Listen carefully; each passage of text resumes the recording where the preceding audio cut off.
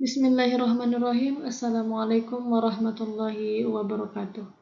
Perkenalkan, saya Siti Wadani Nur Anissa dari program Studi Ilmu Al-Quran dan Tafsir semester 5 dengan NIM 23762312513. Baik teman-teman, pada kesempatan kali ini saya akan mempresentasikan tentang COVID-19 dan pandemi secara singkat dengan tema perubahan gaya hidup di masa pandemi COVID-19.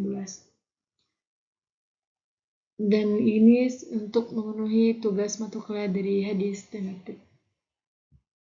Baik, adapun pandemi COVID-19 ini yang dimulai pada akhir tahun 2019 telah membawa perubahan besar dalam kehidupan manusia di seluruh dunia.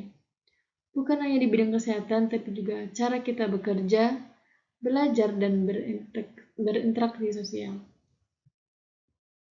Kemudian COVID-19 ini merupakan penyakit menular yang disebabkan oleh virus corona jenis baru atau biasa disebut SARS-CoV-2.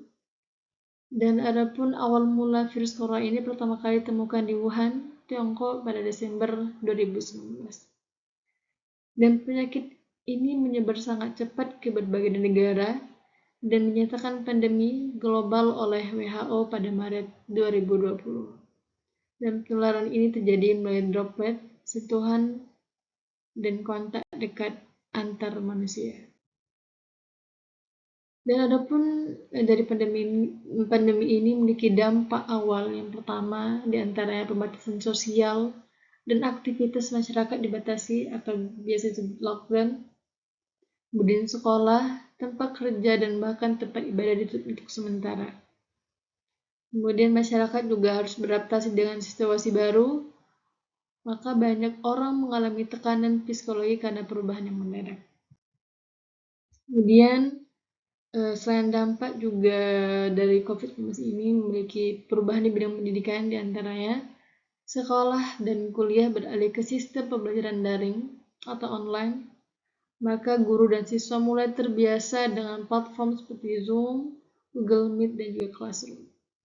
Kemudian juga memiliki tantangan seperti jaringan, adaptasi, motivasi belajar mulai menurun.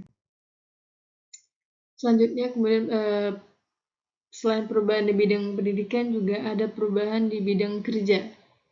Di antaranya banyak pekerjaan dilakukan di rumah atau disebut work from home atau WFH. Kemudian rapat juga dilakukan lewat Zoom atau Google Meet. Dan jam kerja juga lebih fleksibel, namun pekerja dituntut untuk lebih disiplin dan mandiri. Selain perubahan di bidang pendidikan dan juga bidang pekerjaan, juga mempengaruhi perubahan gaya hidup sehari-hari.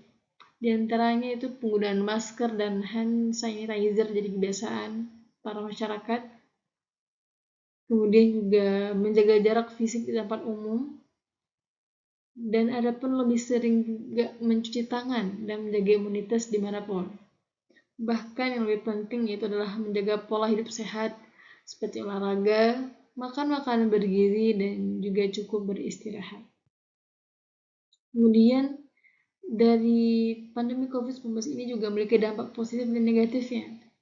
Dampak positifnya diantaranya meningkatnya kesadaran menjaga kebersihan dan kesehatan, dan juga lebih dekat dengan keluarga karena banyak waktu di rumah. Kemudian dengan pandemi juga adanya kemajuan teknologi dan komunikasi semakin pesat. Kemudian pola pikir masyarakat lebih fleksibel dan kreatif. Selanjutnya juga ada dampak negatifnya, di antaranya banyak orang kehilangan pekerjaan dan pendapatan. Kegiatan ekonomi melambat, UMKM menurun, kemudian meningkatnya stres, depresi, dan kesepian karena perubahan situasi yang mendadak. Kemudian ada juga keterbatasan aktivitas sosial ibadah. Baik, dari beberapa hal yang saya paparkan, kesimpulannya ialah pandemi COVID-19 membawa banyak perubahan dalam kehidupan manusia. Kita belajar beradaptasi, menjaga kebersihan, dan menghargai waktu bersama orang-orang terdekat. Dan pandemi COVID-19 juga mengubah banyak hal, termasuk hidup kita.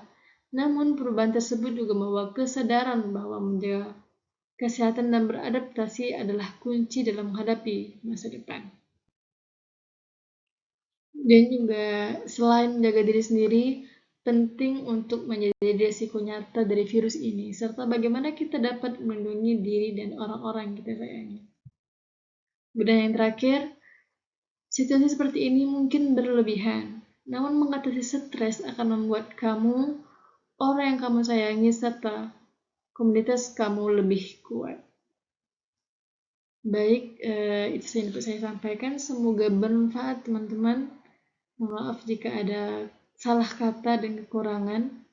Akhiran saya ucapkan terima kasih atas perhatiannya. Assalamualaikum warahmatullahi wabarakatuh.